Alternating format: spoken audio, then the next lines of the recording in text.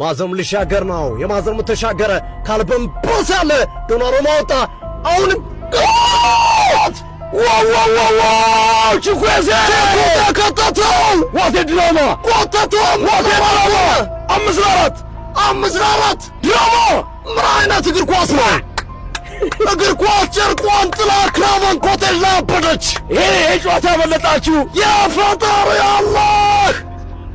ምን አይነት ጉድ ነው ጋርዲዮላ ደነገጡ ነጭ እቺ ነጯን ምራቅ መጥፋት ጀመሩ በርጋቴ ቹኩዌዜ ኧረ ወይኔ ምን አይነት ጌም ነው የተመለከትነው ያራዳ ልጆች ማለት ነው ቦጋለሽ ጠፍታ ስለነበረ ነው ማታም ዱብ ያላልነው ምን አለፋ ማለት ነው ያራዳ ልጅ በሚገርም ሁኔታ ጨዋታ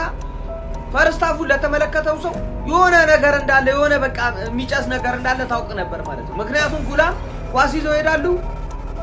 ነገር ግን መጨረሻቸው የባከነ ነበር በሚድ ብሎክ ነው የሚጫወቱት ያገኙዋትን ኳስ ለመጠቀም ይሞክራሉ ማለት ነው ስሚዝሩ ያስቆጠረውን ጎል የግንባር ኳስ ብትመለከት ማለት ነው በምንም በቃ ክሬቲቪቲ የለም ነበር ኢዌቢ ኳሷን ይዛታል መጨረሻው አያምርም ነበር ኳሱ ማለት ነው ነገር ግን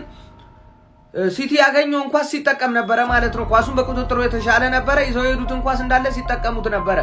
እኔ ግን ጋርዲዮላ ጋር አንድ ሐሳብ ያለኝ ጄሬሚ ዶኩ አሲስት አድርጓል ጎል ቆንጆ ጎልም አስቆጥሯል ነገር ግን አንዳንዴ እጅግ በጣም የሚወርድበት ጊዜ አለ ማለት ነው በትናንትናው ጨዋታ ላይ አዎ ወሳኝ ነገሮችን አድርጓል ግን ወረደባቸው የሚሆኑ ገጽቶች ነበሩ ሜዳ ውስጥ ማለት ነውና ቶሎ እርምጃ በጋርዲዮላ በኩል ያስፈልግ ነበር ሰከንድ ሃፍ 5 አርገው ሲደርሱ ቼኩዌዝ አንተ ምን አይነት ጎሎች ነው ዩሜቢ ምን አይነት ጎል ነው ምንም ነፎደን ምን ሬንጀርስ ራሱ ምን አይነት ጎል ነው የተመለከትነው በዚህ ጨዋታ ማለት ነው ለማንኛውም ስታውት ነው እንጂ አቻልቆ ነበር ጨዋታው ማለት ነው በሚገርም ሁኔታ ፉላሞች በሚገርም ሞቲቬሽን ነበር ሲጫወቱ የነበረው ማለት ነው 5-4 በሆነ ውጤት ተጠናቋል የጨዋታ ማለት ነው ፔፕ ጋርዲዮላ እንደዚህ ነው የተረፈው ያራዳ ልጆች ሆነም ቀረም ግን ዋናው 3 ነጥብ ነው አሁን ከአርሰናል ጋር የ2 ነጥብ ነው አርሰናል ዛሬ እስኪጮህ ድረስ ማለት ነው የ2 ነጥብ ልዩነት ነው ያለው ይሄ በጣም ከባድ ነው በዚህም የትንፍጪው ዱቄቱን አምጪው በሚለው ህግ ከሄደ ማለት ነው ያራዳ ልጆች ሐሳብ አስተያየት እናንተ ነው ሼር ኮፕሊንክ ይደረግ የፕላስ ምልክቱ እንዳረሱት አይ ፕሪሚየር ሊግ ለምን አባቴ ተኛለው አሪፍ ጨዋታ ለማየት አንቆይም ምን አይነት ጨዋታ ነው ማን ከ5-1 ፉላም ተነስቶ 5-4 አርጎት ማን ሲቲ ተጨንቆ ማን ቹኩዌዝ የሚባለው ልጅ ምን አይነት ጎሎች ነው ያገባው ማን ምን አይነት ጎሎች ልምጥጥ ዱራኑ ማል ሰማህም ነው ያለው ፈሎ አም ባክ የሚባል ንግግር እንዳትናገር የኔ እኮ ዝም ብዬ ማሞግስሽ ማን ነው ይሆናል አሪፍ ሚዜ ስለሚወጣሽ ነው እንጂ ማን የሆነት ብታሰጊ ኖሮ ሌላ አይነት አነጋገር ነበር የምናገረው ሌላ አይነት አነጋገር አድናቆቱ ከረገጣ ጋር ገባር ፍራቻ ፊቴ ላይ ታይ ነበር ገባሻል አሁን ግን ዝም ብዬ ነው ያበርተ ጎበዝ ልጄ ምናምን አይነት አድናቆት ነው አታካብጂ ማን አራት የውላችሁ ሲቲ ለምን መቼም እንደማያሰጋን ከፈለጋችሁ ነግራችኋል አርሰናል ደጋፊዎች ገባሻል 5 ጌም የነበረው ሊቨርፑል ነው ሊድስ ካምባክ ሰርቶብሽ ፉላም ካምባክ ሰርቶብሽ በአንድ ጎል ዲፈረንስ እያሸነፍሽ ማን ፔፕ ዘንድሮ ማስተካከለው ችግር ውስጥ ነው ዘንድሮ አስተካክሎ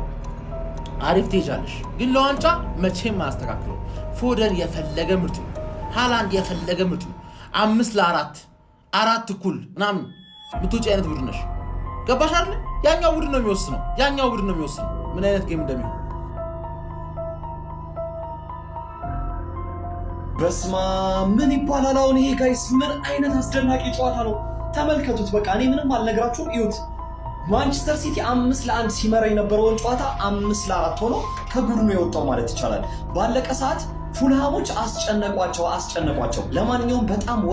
ወሳኝ ወርቅ የሆነ ውድ 3 ነጥብ ነው ዛሬ ማንቸስተር ሲቲ ከክራቨን ኮቴጅ ከፉልሃም ሜዳ ይዞ መመለስ የቻለው ኤርሊንግ ሃላንድ በ111ኛው ጨዋታው 100ኛ የፕሪሚየር ሊግ ጎሉን አስቆጥሮ ሪከርዱን በእጁ አስገብቷል ከዚህ በፊት አላን ሺረር በ124 ጨዋታ ነበር 100ኛ ጎል ላይ መድረስ የቻለው በሊጉ 100ኛ ጎል ላይ በትንሽ ጨዋታ መድረስ የቻለ የመጀመሪያው ተጫዋች ኤርሊንግ ሃላንድ ሆኗል ፊል ፎደን የዚህ ጨዋታ ኮከብ ነበር ለኔ በግሌ 2 ጎሎችን አስቆጥሯል በጣም ድንቅ እንቅስቃሴ ማድረግ ችሏል ሲቲ ግን አማካይና ተከላካይ ክፍሉ በጣም አሳሳቢ ነው ጋይስ ፔፕ ጋርዲዮላ በጣም ጨንቆት ነው የጨዋታ የጨረሰው ፉላሞች የሚገርም ተጋድሎን ያሳዩን ለማንኛውም ማንቸስተር ሲቲ ነገ አርሰናል እስከሚጫወት ድረስ ከመሪው አርሰናል በ2 ነጥብ ዝቅ ብሎ ሁለተኛ ደረጃ ላይ መቀመጥ ችሏል እንግዲህ አርሰናል ላይ ጫና እያሳደረ ይገኛል ስለ ሲቲ የምሽቱ እብደት የተሞላበት ድራማቲክ ጨዋታ ምን ትላላችሁ ሐሳባችሁን ኮሜንት ሴክሽን ላይ አስቀምጡልኝ ሜዳ ስፖርቱን ፎሎ ማድረግ እንዳትረሱ የመጨረሻ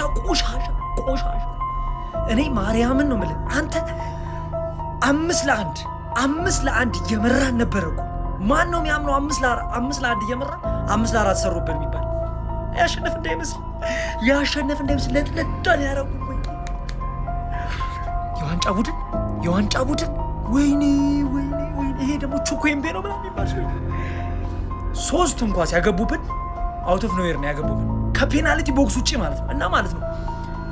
የሲዲኤም ችግር ወይኔ ዲፌንሳችን ሺት ሆኗል። ደኗሩ ማራሱ ማለት ነው ሺት እያረጉ የእሱን ስም እያጠፉበት የሲዲኤም ችግር ግቡና ያውጥ ይሄን ጨዋታ ያላያችሁ ማለት ነው። ወይኔ ሃሽኛው እንኳን ሲጠምብን ነው እንጂ ሃላንድ ሁለት አንግል ይታተበት በቃ እድል ሲልህ እኮ አንዳንድ ጠመም ይልባል። አንዳንድ ግን እንዴት የፈለገ ነገር ይምጣልኩ እኮ ማን ሲቲ የሚባል ሀያል ቲም ይዘህ እንዴት 5-1 እየመራ 5-4 ትለጠለጣለህ? ለዞም እኮ መጨረሻ ላይ ሳቱት እንኳን አስፈታዩ እኔ ነፍሴ ልትወጣ። እንደዚያ እንቀጥል። እንደዚያ ፔፕ የምትቀይሩን ተጫዋች እያወቅህ እየተሳሰብን በእናትህ እየተሳሰብን ሁሌ ማታ እየተቃጠልኩ እየተኛው ነው።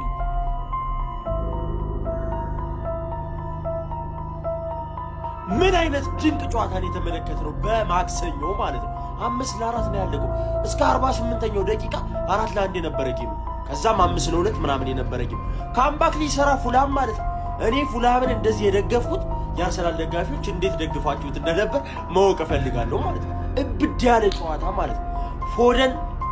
ኤርሊንግ ብሮት ሃላንድ የሚገርም እንቅስቃሴ ነበር ያሳዩት። ሌሎቹም ቢሆኑ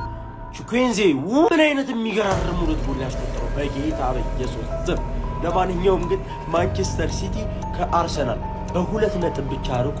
2ኛ ደረጃ ላይ ይገኛል ማለት ነው። ይመቻቸው።